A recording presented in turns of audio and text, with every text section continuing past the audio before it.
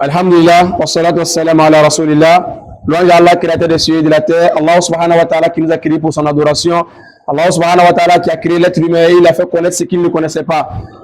J'ai fait la salat et la salam sur le plus noble des créatures, Muhammad alayhi salatu wa salam. Celui-là même qui dit dans un récit prophétique, si Allah veut du bien pour quelqu'un, alors il lui donne la science religieuse. J'atteste qu'il n'y a aucune divinité digne d'être adorée à part Allah et que le prophète Muhammad est son envoyé, son messager. Chers frères en islam, premier conseil que j'ai à me donner ainsi que vous, c'est d'avoir la crainte d'Allah, car la crainte d'Allah c'est la meilleure des choses. Allah nous dit dans le Saint-Coran, ô vous qui avez cru en Allah, craignez Allah d'une crainte très sincère et ne mourrez pas tant que vous n'êtes pas soumis à Allah subhanahu wa ta'ala. Chers frères en islam, le sujet d'aujourd'hui s'aborderait sur quoi? C'est sur la quête du savoir, ou sur la recherche de la science religieuse. Nous remercions Allah subhanahu wa ta'ala qui nous a créés, il a fait de nous des musulmans. Et lorsqu'il a fait de nous des musulmans, il a des principes qu'il a mis en place qui sont là. Et il a des droits aussi qu'il a mis qui sont en place qui sont là. Donc plus précisément, nous parlons dans le cadre de l'enseignement, on va de la scolarisation des enfants. Ça dans le temps que nous sommes, on appelle ça la rentrée scolaire. Et dans cette rentrée scolaire, chaque parent amène son enfant à l'école. Et d'abord, bien avant d'envoyer ton enfant à l'école, il y a un point qu'il ne faut pas oublier. Et ce point-là, c'est quoi? C'est l'intention. Quand l'être humain, quelque chose là que tu vas poser, c'est selon ton intention, Allah subhanahu wa ta'ala, il va te récompenser. Lorsque tu amènes ton enfant à l'école, avec l'intention qu'il connaisse la religion et qu'il puisse mieux pratiquer sa religion et qu'il apprenne d'autres personnes aussi cette religion-là. Mais généralement, nous envoyons nos enfants à l'école. Pourquoi? Cet enfant il est en bêta à la maison, donc je vais l'envoyer chez Moualim, Moualim va le dresser. Cet enfant il n'entend pas, je vais l'envoyer chez Moualim, Moualim va le corriger. Donc tu verras cet enfant-là, il ira à l'école, mais il n'aura pas le savoir. Pourquoi? L'intention du père a joué sur lui. Si le père avait une bonne intention en l'inscrivant à l'école, il se pourrait que cet enfant, il ait le savoir.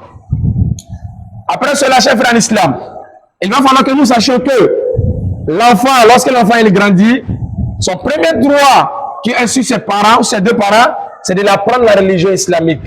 Et Allah aussi, il n'a pas facilité à tout un parent de connaître cette religion-là comme il le faut. Donc Allah, dans sa grâce, il a fait qu'on a des écoles confessionnelles islamiques, ou soit des écoles franco-arabes qui sont là, qui sont disponibles, qui sont à la disponibilité de la Oumma pour apprendre les enfants quoi? La religion islamique. Et lorsque nous envoyons nos enfants là-bas, il y a des personnels de travail qui sont là-bas, soit le directeur, l'enseignant, et ainsi l'éducateur, ainsi de suite. Et lorsque nous envoyons nos enfants, on exige une somme. Et cette somme qu'on exige, tu verras que cette somme, c'est peu. Parce que comparé à l'école française, à notre école, tu verras que non, la somme est peu. Tu verras qu'à l'école française, souvent, un enfant du CP1, il peut payer 40 000 francs. Mais nous, chez nous, un enfant du CP1, souvent, tu attendras 25 000 ou soit 20 000 francs. Donc, lorsque nous envoyons nos enfants dans les écoles arabes ou soit dans les écoles islamiques, souvent nous avons du mal à payer la scolarité des enfants. Nous avons du mal à solder la scolarité des enfants. Pourquoi? Parce que nous n'avons pas donné de l'importance à ce que l'enfant il va chercher là-bas. Souvent tu verras à la fin du mois, lorsque le maître fera sortir l'enfant pour aller chercher la scolarité, tu entendras le père dire devant l'enfant, ah, votre maître là, il aime trop l'argent. Ou ça, votre maître là, son affaire d'argent, c'est pas la peine, hein? Lui, il enseigne, c'est pas à cause d'Allah, lui, il enseigne. Mais mon frère, qui t'a dit que lorsqu'on fait à cause d'Allah, on ne doit pas donner de l'argent? Au contraire, lorsque on fait pour la cause d'Allah, subhanahu wa ta'ala, c'est en ce moment qu'on doit payer plus. Pourquoi? Parce que Allah nous a créé pourquoi? Pour son adoration. Et cet enseignement, c'est quoi? C'est pour la cause d'Allah. Et lorsque tu payes pour la cause d'Allah, tu as une faute de récompense sur Al-Qiyamah. Mais nous, ce qui est dans notre âme, ce qui est, on va dire, ce qui est bu dans notre, ce qui est branché dans notre tête, on ne doit pas payer lorsqu'il s'agit d'Allah. Akhil Karim. Il va falloir que ces idéologies-là, on jette ces idéologies à loin. Au contraire, lorsqu'on parle d'Allah, c'est à ce moment qu'on doit solder. Lorsqu'on prend l'histoire du prophète alayhi salatu wassalam, on verra qu'il était entouré de personnes généreuses. Il n'était pas entouré de personnes pingres, de personnes avares, non. Il était entouré de personnes généreuses qui l'aidaient à propager l'islam. Et dans cette propagation, alhamdulillah, l'islam est arrivé jusqu'à nous, avec toute une facilité. Et lorsque cet islam est venu en toute une facilité, nous, on ne voit plus de valeur en cet islam-là. Nous, en tant que musulmans, on se dit que nous sommes des musulmans, on croit en Allah. Mais ce qu'Allah subhanahu wa ta'ala a révélé à son prophète qui est le Coran et les récits prophétiques, nous, on ne respecte pas cela. Pourquoi il dit qu'on ne respecte pas cela? Parce que lorsqu'on envoie nos enfants là-bas, on refuse de solder la scolarisation. Lorsque tu es dans les écoles franco-arabes, ou dans les écoles confessionnelles, tous ces enfants musulmans. Mais à la fin de l'année, chaque année, chaque école islamique se plaint. Soit il y a 2 millions qui sont en crédit, soit il y a 3 millions, soit 4 millions impayés. Qui n'a pas soldé cela? C'est nous les musulmans. Et on prétend aimer notre religion. Et aussi on veut que notre enfant, il ait cette science religieuse. Comment est-ce qu'il aura cette science religieuse? C'est impossible. Quand celui-là même qui a son droit sur toi, le père qui a la scolarité, tu refuses de solder cette scolarité-là. Et tu veux que ton enfant il ait le savoir. Je ne parle pas de ceux-là qui n'ont pas les moyens, mais je parle de ceux-là même qui ont les moyens. Tu verras peut-être d'autres personnes qui n'ont pas les moyens, ils ont ça à cas pour payer, mais ils n'ont pas trop les moyens. Mais ceux-là même qui ont les moyens, et ils refusent catégoriquement de payer, qu'ils sachent que Yawm al-Qiyamah, Allah subhanahu wa ta'ala va les interroger à ce sujet. Parce que, comme je l'ai dit, le droit de l'enfant sur son père, c'est quoi? C'est de l'enseigner la religion. Le père, toi, tu n'as pas le temps d'enseigner ton fils la religion. Et tu l'envoies à quelqu'un qui doit l'inculquer les bonnes éducations et le comportement islamique, ou soit la religion islamique. Et ce dernier-là aussi, tu lui refuses de lui donner son droit. Akhil Karim, sache que Yawm al-Qiyamah, tu n'entreras pas au paradis, soit en enfer, tant que Allah subhanahu wa ta'ala, il te demande le droit de ce dernier-là. Donc, il va falloir que nous, en tant que musulmans, nous envoyons nos enfants dans des écoles confessionnelles islamiques. Parce qu'il y a plein de musulmans aujourd'hui qui envoient les enfants dans des écoles confessionnelles chrétiennes. Aujourd'hui matin, j'étais assis au magasin. Et de loin, j'ai vu 3 petits en train de discuter. L'autre, il est chrétien. Et les 2 autres, ils sont des musulmans. Et le chrétien, il dit que c'est Jésus qui nous a créés. L'autre petit musulman, lui, je le connais très bien. Il va à l'école, il est au Bardo. Il dit que non, c'est pas Jésus qui nous a créés. C'est Allah qui nous a créés. Et l'autre petit musulman, le deuxième musulman, lui dit non, c'est Jésus et puis Allah qui nous a créés ensemble. Alors moi, j'ai fait appel, je l'ai appelé. J'ai dit Mohamed vient, Mohamed est venu. Abdul vient, Abdul est venu.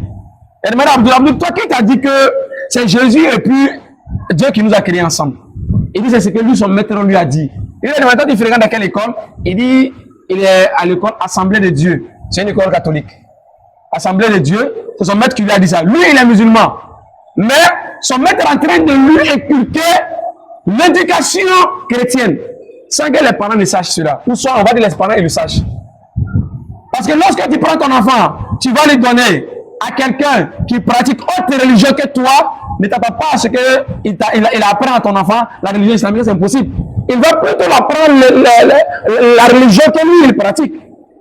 Donc voici l'idée que le maître l'a inculqué dans la tête de cet enfant. Bon, cet enfant, il va grandir avec cette idée-là, en disant que c'est Jésus avec Dieu qui nous a créés. Ou soit en disant les accidents que nous faisons, c'est Jésus qui nous épargne. Tous ces paroles, les enfants, ils ont dit ça là-bas. Mais ce dernier qui va à l'école coranique, il dit non, que tout ça, c'est Dieu qui fait.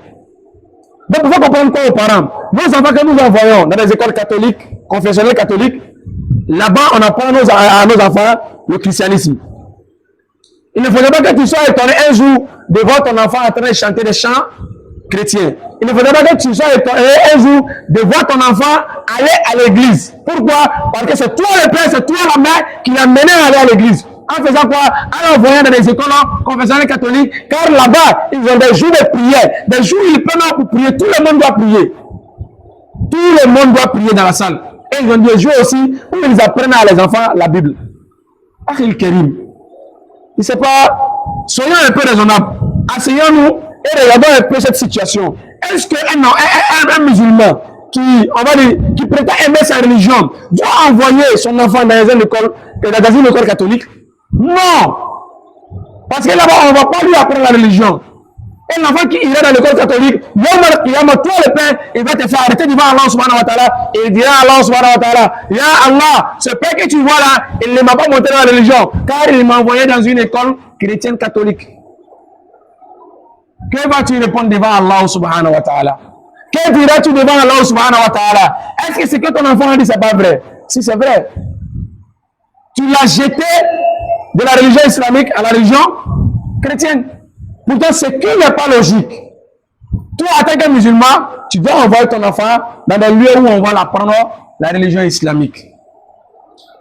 Troisième point, lorsque nous envoyons nos enfants dans des écoles islamiques, ou dans des écoles en général, il va falloir que nous cherchions des fournitures scolaires pour ces enfants-là. Parce que on ne peut pas aller au champ sans une daba ou sans une machette. Donc, l'enfant qui va à l'école, qui va apprendre, sa daba et sa machette, c'est quoi? C'est les fournitures scolaires. Tu verras, ces enfants-là vont à l'école. Il n'a ni bic, ni crayon, ni cahier, ni livre. Il n'a rien du tout. Il va commencer comme ça à accompagner les autres à l'école. Et le père aussi, il s'est dit quoi? J'ai envoyé mon enfant à l'école et il va apprendre. Il va apprendre avec quoi? Il a des outils avec quoi on apprend. Mais si ton enfant il n'a pas des outils là, il va apprendre avec quoi, chef en islam? Donc il va falloir que ce point-là, nous tenons très bien compte de ce point-là. Bien vrai que souvent les parents ne peuvent pas avoir les moyens pour acheter un livre, mais au moins ils peuvent avoir les moyens pour acheter les cahiers. Et cet enfant-là, il va copier ses leçons dans les cahiers. Dernier point, c'est de surveiller les enfants de près à la maison pour qu'ils puissent réviser. Parce que plusieurs fois, tu verras les enfants, lorsqu'ils quittent l'école, ils sont à la maison, ils ne révisent pas. Et à la fin de l'année, ça ne donne pas bon résultat. Et tu verras ce parent venir se plaindre auprès du maître. Avant de te plaindre auprès du maître, c'est tout à fait logique. Mais est-ce que toi-même qui es le parent, est-ce qu'un jour, tu as fait en sorte ton enfant à la maison pour qu'il révise? Ou est-ce qu'un jour, tu as demandé à ton enfant de venir faire révision, tu vas l'écouter? Non, tu ne l'as jamais fait. Tu as toujours laissé l'enfant à la voie attention ce qu'il veut le faire. Et après maintenant, à la fin d'année, tu viens te plaindre. C'est pourquoi la répétition est pédagogique. Lorsque l'enfant il apprend à l'école et il vient à la maison, il fait des révisions, tu verras que ça sera ancré dans sa tête. Mais une fois que il apprend à la maison, à l'école, et il ne révise pas à la maison, tu verras que cet enfant, il sera toujours derrière. Il ne comprendra toujours rien. Mon cher frère en islam, voici un peu quelques points que nous devrions faire attention pour qu'on sache que nous donnons un peu de valeur à notre religion. Nous donnons un peu de valeur à l'apprentissage de notre religion. Nous donnons beaucoup de valeur aussi à ce que nos enfants, ils connaissent la religion, ils connaissent le Seigneur. Il ne faudrait pas qu'ils soient comme ce petit-là qui dit c'est Allah subhanahu wa ta'ala et Jésus qui nous a créés. Quand on a tous une bonne compréhension et la mise en pratique. ربنا تقبل منا انك انت السميع العليم وتب علينا انك التواب الرحيم اللهم فرج هم المهمومين ونفس كرب المكروبين واقض الدين عن المدينين واشف مرضانا ومرضى المسلمين وارحم موتانا وموتى المسلمين اللهم اغفر لجميع الموتى المسلمين الذين شهدوا لك بالوحدانيه ولنبيك بالرساله وماتوا على ذلك اللهم اغفر لهم وارحمهم وعافهم واعف عنهم واكرم نزلهم ووسع مدخلهم واغسلهم بالماء والثلج والبرد ونقهم من الذنوب والخطايا كما ينقى الثوب الابيض من الناس برحمتك يا ارحم الراحمين سبحان ربك رب العزة عما يصفون وسلام على المرسلين والحمد لله رب العالمين. الى صلاتكم يرحمكم الله. يا محمد قريشي أنت نبي الله قريشي يا محمد قريشي أنت نبي الله قريشي جوني جوني كانوا نيونغو قريشي أنت نبي الله صوت حكمة كانوا نيونغو قريشي أنت نبي الله صوت حكمة كانوا نيونغو قريشي أنت نبي الله أكرم كانوا نيونغو قريشي أنت نبي الله إمام كانوا نيونغو قريشي أنت نبي الله أشيكو باو كانوا نيونغو قريشي أنت نبي الله أكالانديو كانوا نيونغو قريشي أنت نبي الله قريشي يا محمد قريشي أنت نبي الله قريشي يا محمد قريشي أنت نبي الله قريشي يا محمد قريشي أنت نبي الله قريشي.